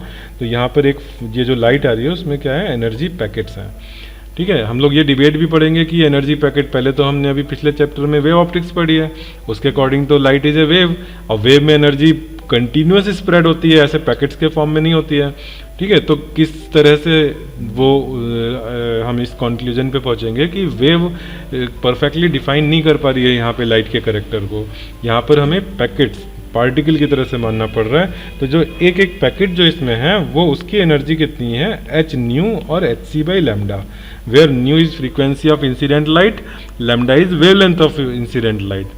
यानी कि हम फ्रीक्वेंसी और वेवलेंथ तो वेव के लिए प्रॉपर्टी होती है, तो वेव से उस पार्टिकल की प्रॉपर्टी को रिलेट कर पा रहे हैं, ठीक है। तो ये जो इंसिडेंट पैकेट आया, उस पैकेट ने इलेक्ट्रॉन को एनर्जी दी, और वो इलेक्ट्रॉन निकल पाया या नहीं निकल पाया वो अलग बात है, बस एनर्जी मिल गई, ठीक है। अब यहाँ पे जो इलेक्ट्रॉन निकल रहे हैं तो उनमें अब एक जरा नंबर्स लेते हैं। सपोज यहाँ से इंसिडेंट हुई, मैं जस्ट यूनिट में बात कर रहा हूँ, कोई मतलब कोई पर्टिकुलर यूनिट नहीं बोल रहा हूँ, मैं ऐसे बोल दे रहा हूँ कि यहाँ पे इंसिडेंट हुआ जो है फोटोन, उसकी एनर्जी थी 100 यूनिट्स, ठीक है। यहाँ पे इलेक्ट्रॉन उसकी वजह से जो निकला उसकी एनर्जी थी सपोज 40 यूनिट्स, तो बाकी का क्या हुआ, 60 यूनिट्स का क्या हुआ, और ये किस फॉर्म में, काइनेटिक एनर्जी के ऑफ दिस इलेक्ट्रॉन के फॉर्म में, ठीक है। ये फोटोन की एनर्जी है, मैं ऐसे रैंडम एग्जांपल ले रहा हूँ। तो 100 यूनिट एग्जाम वो लेकर के एक आया फोटोन, और उसने इलेक्ट्रॉन को एनर्जी दी 100 यूनिट्स, लेकिन इलेक्ट्रॉन जब एमिट हुआ तो उसको बस 40 यूनिट ही उसके हाथ में थी, तो 60 कहाँ चली गई, वो जितना एनर्जी उसको बाहर निकालने में लगी। यस, कंडक्टर में free electron with in surface bound था, तो कुछ अट्रैक्शन फील कर रहा था अदर जो भी वहाँ पे न्यूक्लियस वगैरह हैं उनका, ठीक है। तो उस अट्रैक्शन से निकालने के लिए ये 60 यूनिट्स खर्च हो गई, ठीक है। अच्छा, जब इस चीज़ का प्रैक्टिकल किया गया कि 100 या एक फिक्स फ्रीक्वेंसी की हमने लाइट इंसिडेंट कराई, तो जो यहाँ निकलने वाले इलेक्ट्रॉन थे उनकी एनर्जी यूनिफॉर्म नहीं थी, ठीक है। किसी की 30 यूनिट्स है, किसी की 50 यूनिट्स है, इस तरह से अलग अलग काइनेटिक एनर्जी के इलेक्ट्रॉन निकल रहे हैं, ठीक। तो इसका मतलब क्या हुआ, इसका मतलब है कि अलग अलग इलेक्ट्रॉन को निकलने के लिए अलग अलग इलेक्ट्रॉन एनर्जी चाहिए, and this is very natural also, क्योंकि इलेक्ट्रॉन्स का जो अपना एनवायरनमेंट है जिसको छोड़ के वो निकल रहे हैं वो सबका बिल्कुल यूनिफॉर्म नहीं है, ठीक है। किसी का, और उनके पास जो ओरिजिनली थर्मल एनर्जी है वो भी यूनिफॉर्म नहीं है, तो यहाँ पे बहुत रैंडमनेस है, ठीक है। मेटल के अंदर रैंडमनेस है, तो बिकॉज ऑफ दैट रैंडमनेस हर एक की अपनी अपनी हिस्ट्री है, हर एक का अपना अपना बैकग्राउंड है, तो कोई ज़्यादा एनर्जी लेके निकल पाया, किसी के में बहुत ही कम एनर्जी लेके निकला, ठीक है। कोई जस्ट अभी निकल पाया, बस 0 काइनेटिक एनर्जी से निकला, यानी कि उसकी 100 की 100 सारी चली गई, निकलने में चली गई, तो वो 0 काइनेटिक एनर्जी बस निकला, और फिर अगर यहाँ पे पॉजिटिव चार्ज है तो वो वापस अट्रैक्ट कर लेगा, ठीक है। तो इस तरह से ये सिचुएशन है। तो यहाँ पे पहली चीज़ मैं क्या लिख सकता हूँ कि ये जो एच न्यू एनर्जी आई वो किस किस पार्ट में खर्च हुई, kinetic energy plus some energy to overcome, ठीक है, work done to overcome attraction of metal, ठीक है। मेटल में अब जो भी न्यूक्लियस वगैरह का अट्रैक्शन है तो मैं मेटल लिख दे रहा हूँ, ठीक है। मेटल में इंटरमॉलिकुलर अट्रैक्शन तो होते ही हैं सॉलिड में, ठीक है। तो यहाँ पे वो जो इलेक्ट्रॉन निकला उसको ये ओवरकम करने में, अब ये जो सिचुएशन है ये तो सबके लिए यूनिफॉर्म है, कांस्टेंट है एच न्यू, ये वेरिएबल है, ये वेरिएबल है, तो ये भी वेरिएबल है, ठीक है। तो अब हम सबके लिए अलग अलग तो बात नहीं करेंगे, तो हम एक चीज़ डिफाइन करते हैं कि h nu is equals to K max plus W. ये बताओ किसके लिए, जिसके लिए के मैक्स होगा उसके लिए डब्लू मैक्सिमम होगा या मिनिमम होगा? जिसके पास हाईएस्ट काइनेटिक एनर्जी है मिनिमम। उसका वर्क डन मिनिमम होगा। तो ये जो मिनिमम वर्क डन रिक्वायर्ड है उसको कहते हैं वर्क फंक्शन। W से डिनोट करते हैं या फाई से डिनोट करते हैं, ठीक है, के मैक्स प्लस फाई, ठीक है। W और phi is the minimum energy required to emit the electron from metal surface, ठीक है। और इसका नाम क्या है? Work function.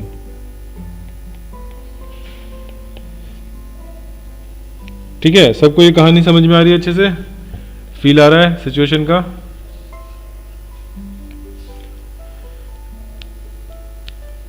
Mansi, work function समझ में आया? Yes sir. हर इलेक्ट्रॉन को निकलने में अपना अपना उसका सरकमस्टांसेस हैं, ठीक है। कई, हाँ बोलो सर। जो इलेक्ट्रॉन की एनर्जी है उसमें रफली एक ट्रेंड तो फॉलो होगा ही, क्योंकि जो काइनेटिक एनर्जी वो धीरे धीरे डिक्रीज होती रहेगी ना हर इलेक्ट्रॉन्स की। अच्छा, तुम ये कह रहे हो कि शुरू के इलेक्ट्रॉन जो निकले वो इजीली निकल गए, बाद वाले मुश्किल से निकले, यही ना? Yes sir. हाँ बिल्कुल, अगर ये आइसोलेटेड मेटल है तो उसमें बिल्कुल ऐसा फॉलो होगा, ठीक है। लेकिन हम जो भी फोटो इलेक्ट्रिक वाली डिवाइसेस बनाते हैं उसमें हम एक सर्किट कंप्लीट कराते हैं जिससे कि जो इलेक्ट्रॉन लूज हो रहे हैं उनका कंपनसेशन भी होता जाए, मेटल को वापस रिप्लेनिश होते जाए, ठीक है। तो उस केस में फिर ऐसा नहीं होगा, उस केस में फिर कोई वैसा पॉजिटिव चार्ज परमानेंट इंक्रीज हो रहा हो ऐसा नहीं हो रहा, क्योंकि इलेक्ट्रॉन उसको वापस मिलते जा रहे हैं, ठीक है। सर्किट कंप्लीट हो जाता है वहाँ पर। कोई भी चीज़ अगर सस्टेनेबल वर्किंग करानी है तो उसमें ऐसा नहीं हो सकता कि डिक्रीज होते ही चले जाए, ठीक है। अगर आइसोलेटेड है तो yes you are right, isolated metal होगा, इलेक्ट्रॉन निकलते जा रहे हैं, कहीं और से आ नहीं रहे हैं, तो उसमें फिर एक ऐसी कंडीशन आएगी जब कि बिल्कुल ही नहीं निकल पाएगा, चाहे कितनी भी हाई एनर्जी डाल दो, ठीक है। Yes sir. अच्छा, तो अब ये जो इक्वेशन है, इस इक्वेशन में हम और क्या क्या इसमें लिख सकते हैं? हम एच न्यू की जगह पर एच सी अपॉन लैम्डा लिख सकते हैं, ठीक है। H c upon lambda is equal to K E max plus work function. अच्छा, मैं इसका फाई सिंबल यूज कर रहा हूँ, वर्क फंक्शन आगे हर जगह फाई यूज करूंगा, ठीक है। H c by lambda equal to K E max plus phi. अच्छा, अब मैं एक चीज लिख रहा हूँ, उसको जरा बताओ कैसे रिलेट करोगे? थ्रेशोल्ड फ्रीक्वेंसी, ठीक है, और थ्रेशोल्ड उसी पैटर्न पर डिफाइन कर सकते हो, थ्रेशोल्ड वेवलेंथ। थ्रेशोल्ड फ्रीक्वेंसी होती है, अच्छा ये बताओ, मैं जो इंसिडेंट कराऊंगा फ्रीक्वेंसी उसको मैं कितना मिनिमम रख सकता हूं, न्यू की minimum value, so that electron just comes out, कितनी मिनिमम तक मैं ले जाऊंगा? तो उस condition W by H, yes, ठीक है। तो थ्रेशोल्ड फ्रीक्वेंसी हम डिफाइन कर रहे हैं, the minimum frequency of incident light required to just emit a photo electron, ठीक है। ये जो इलेक्ट्रॉन निकल रहा है उसको फोटो इलेक्ट्रॉन बोल रहे हैं, ठीक है। फोटोन और फोटो इलेक्ट्रॉन में कंफ्यूज मत करना, जो लाइट इंसिडेंट हो रही है उसके साथ फोटोन्स आ रहे हैं, मतलब उसके साथ क्या, वही फोटोन ही है, ठीक है, कोई अलग से नहीं उसके साथ आ रहे, वो खुद ही फोटोन है हमारे पार्टिकल पिक्चर में, तो वो तो फोटोन्स हैं। और जो इस फोटोन ये सरफेस से निकले इलेक्ट्रॉन्स उनको कह रहे हैं फोटो इलेक्ट्रॉन। तो फोटो इलेक्ट्रॉन को जस्ट निकालने के लिए जो मिनिमम एनर्जी रिक्वायर्ड है, मिनिमम फ्रीक्वेंसी रिक्वायर्ड है, ठीक है, that frequency is called threshold frequency. तो थ्रेशोल्ड फ्रीक्वेंसी जब हम यहाँ पे रखें, अगर एच न्यू टी एच में लिख दे रहा हूँ, तो मुझे काइनेटिक एनर्जी कितना डालना चाहिए मैक्सिमम वाला? 0 जीरो, क्योंकि जस्ट निकल पा रहा है वो, ठीक है। काइनेटिक एनर्जी लेके निकला तो हम वो जस्ट नहीं कह सकते, ठीक है। अभी जस्ट वो निकल पाया तो प्लस डब्लू, ये सॉरी मैं फाइव यूज करूंगा, चलो फाइव, ठीक है। तो यहां से न्यू थ्रेशोल्ड क्या आ गया, 5/h, समझ में आ गया। इसी तरह से हम लैम्डा पर भी कंडीशन लगा सकते हैं, जैसे फ्रीक्वेंसी पे लगाया, उसको हम थ्रेशोल्ड वेवलेंथ बोलेंगे, ठीक है। तो थ्रेशोल्ड वेवलेंथ के लिए क्या डेफिनेशन लिखोगे, जरा वर्ड्स में बताओ। ऊपर वाले पैटर्न सर यहाँ वेवलेंथ से रिप्लेस कर देंगे। पूरा बोलो, द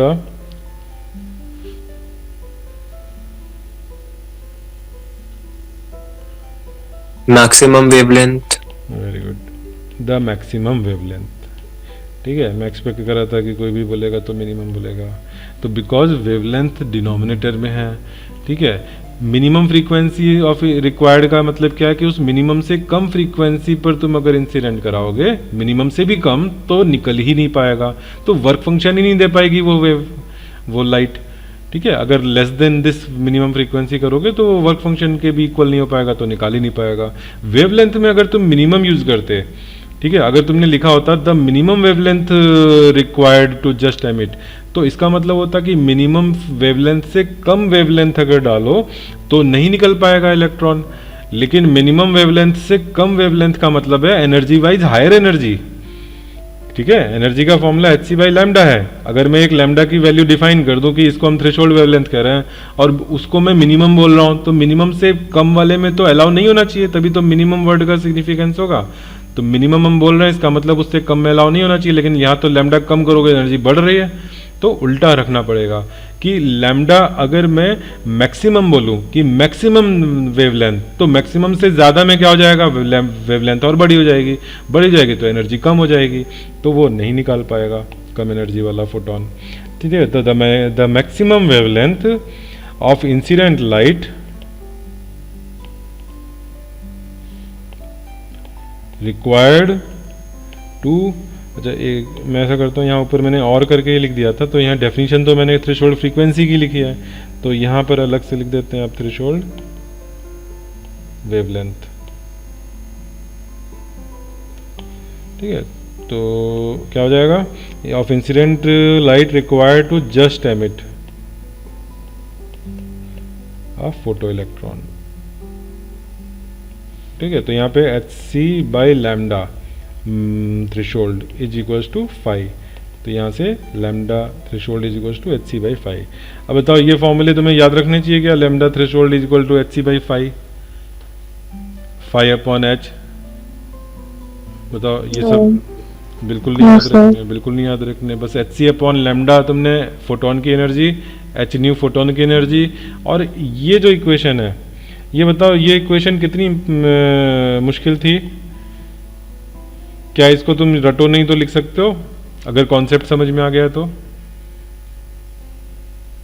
कि जो इंसिडेंट लाइट आई, जो इंसिडेंट लाइट आई वो hc/λ उसमें एनर्जी थी, और के मैक्स अगर 5 जिसको हम डिफाइन कर रहे हैं minimum energy required to emit the electron, 5 work function, तो फिर के उसका मैक्सिमम हो जाएगा, तो उसके करस्पॉन्डिंग जो इलेक्ट्रॉन निकलेगा, ठीक है। तो ये तुम्हारे लिए बहुत इजी है, अगर ना भी याद रखो तो भी एग्जाम में लिख सकते हो, याद आ जाएगी ये इक्वेशन, ठीक है।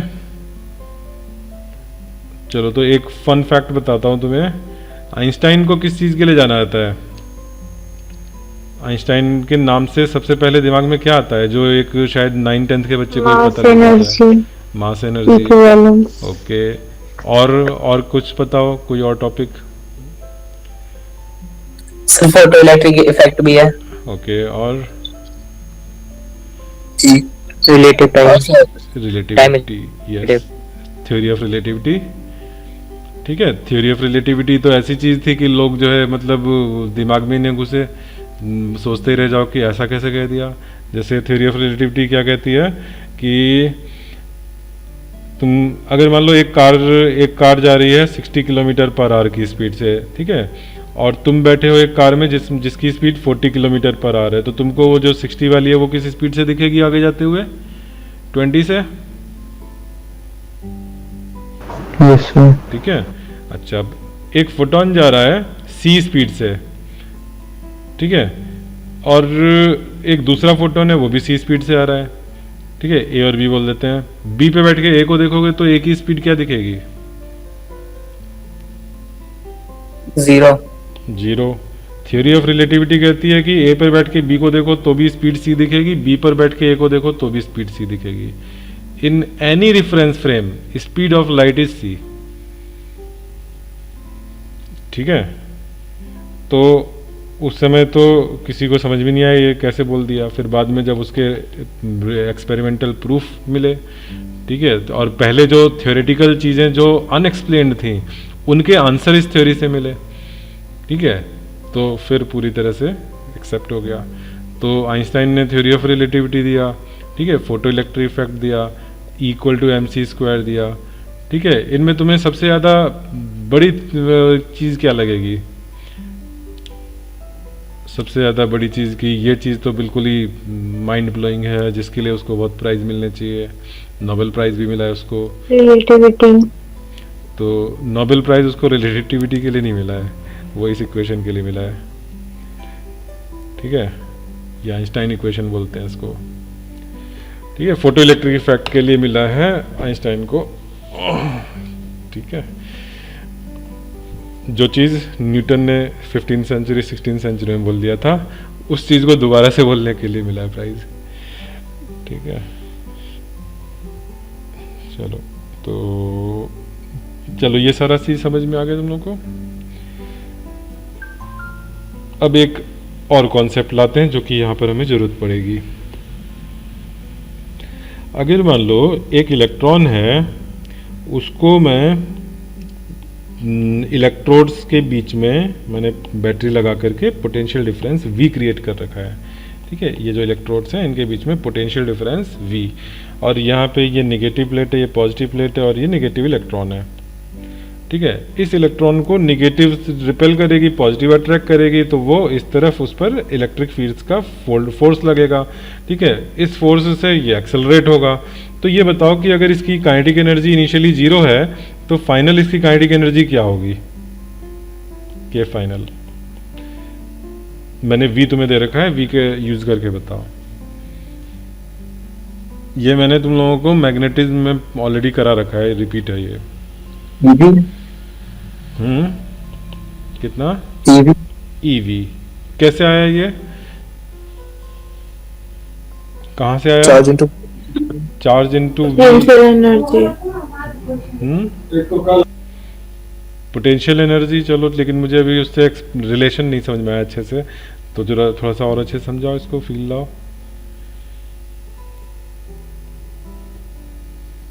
Sir, total energy conservation in case of conservative force. अच्छा, तो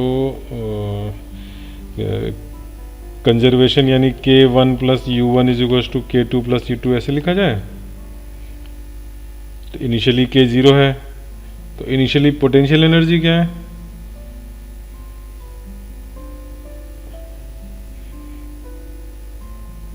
जीरो ज्यूम कर लेते हैं। अच्छा, 0 और K2, तो तुमने यहाँ पर पोटेंशियल एनर्जी का रेफरेंस 0 ले लिया। अच्छा, आगे बताओ K2, चलो KF हमें पता करना है। U2 EV minus EV I mean. अच्छा, माइनस क्यों? सर वही नहीं, प्लस ले लेते हैं, फर्क नहीं पड़ेगा। अच्छा, इसको सर इलेक्ट्रॉन है तो अच्छा नेगेटिव चार्ज एक दूसरे तरह से समझाते हैं इसको। चलो, इसको ऐसे समझो। इस पर तुम लोगों ने क्लास 10th में जब पहली बार पोटेंशियल पढ़ा था या पोटेंशियल डिफरेंस पढ़ा था, तो क्या थी डेफिनेशन? W कुछ W से related, work done to take a unit charge ऐसे थी। Yes, work done per unit charge. तो W is equal to V की हो जाएगा, ठीक है। तो अगर इसको हम नेगेटिव प्लेट से पॉजिटिव प्लेट की तरफ ले जा रहे हैं या इलेक्ट्रिक फील्ड उसको लेके जा रहा है, तो work done by electric field, ठीक है। इलेक्ट्रिक फील्ड ने इतना वर्क किया उस पर, V इंटू क्यू, और Q कितना है इलेक्ट्रॉन का? तो E है, तो E कर दिया Q की जगह पर, EV हो गया।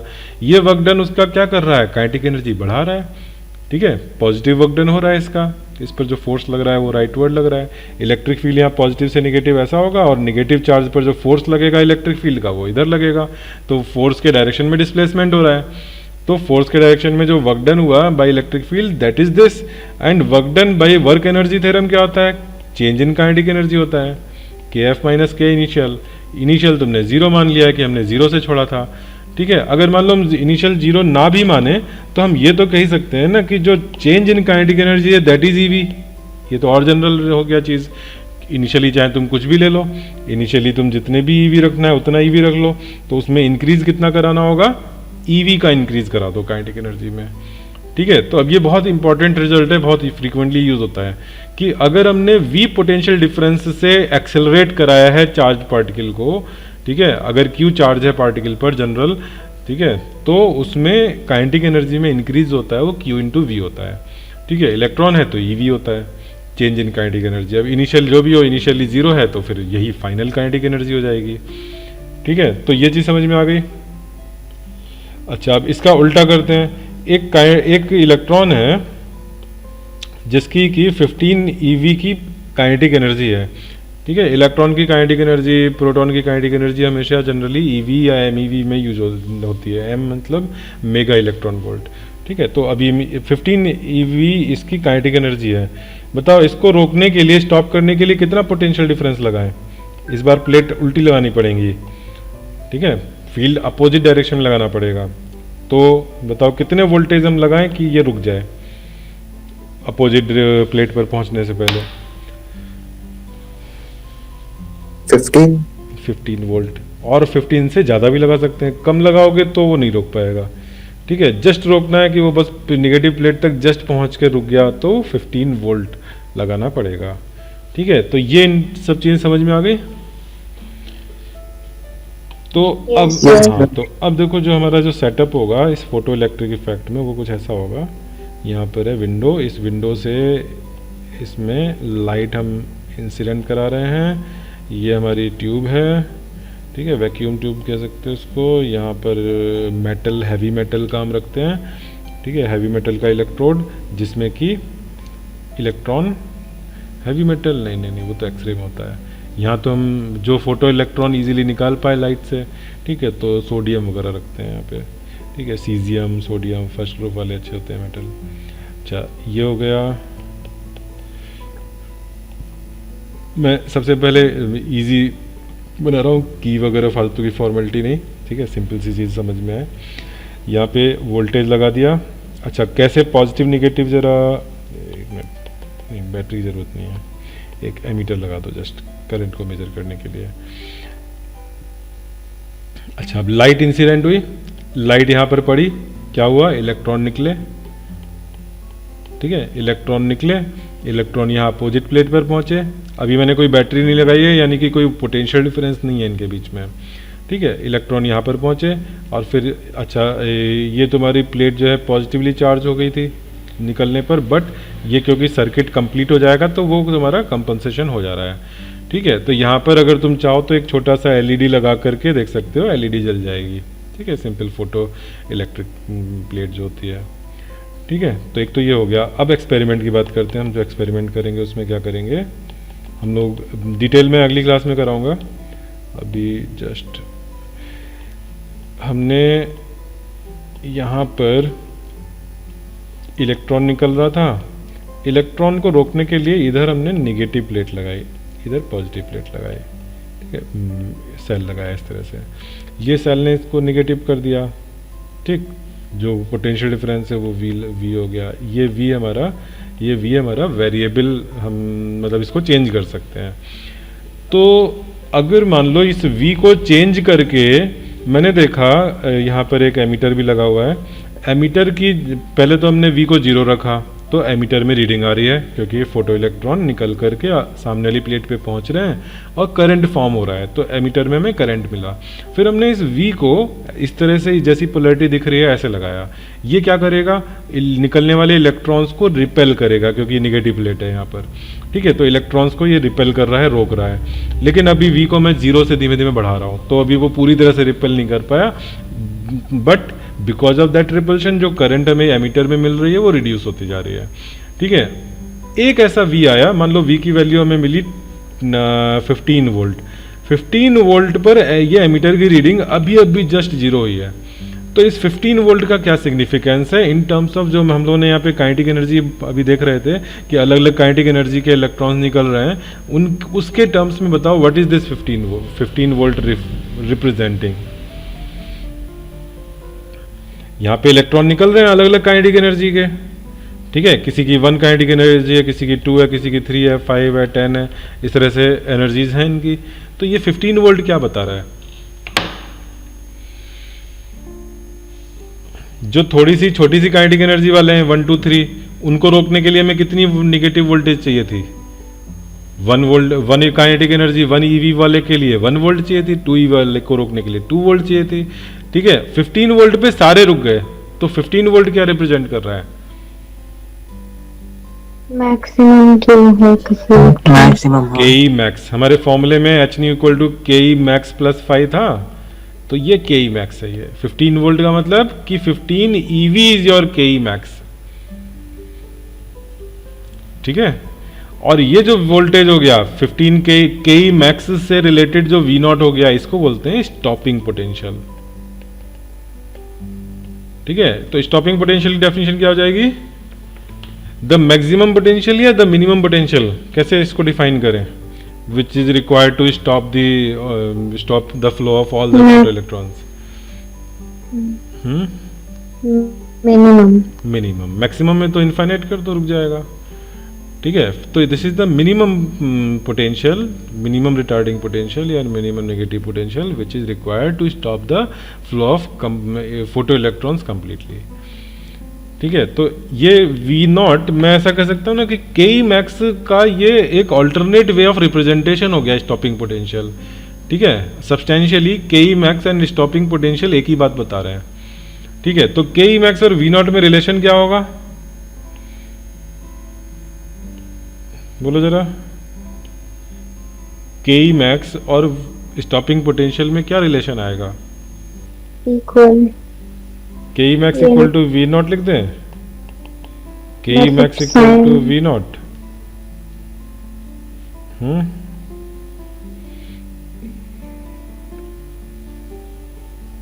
बताओ, V0 वोल्ट में, Ke तो जूल में होता है, तो ऐसा हो जाएगा? नहीं, वो electron volt. Yes, Ke max, अगर Ke max इलेक्ट्रॉन वोल्ट में हो तब दोनों नंबर सेम है, इसका मतलब ये नहीं कि दोनों क्वांटिटी सेम हो गई, ठीक है। तो फॉर्मूला क्या बनेगा, सोचो जरा। Ke अगर अपनी SI यूनिट जूल में हो, V0 वोल्ट में हो, तो क्या रिलेशन होगा? बहुत ईजी है सोचना, अभी मैं ऑलरेडी बता चुका हूँ तुम लोगों को।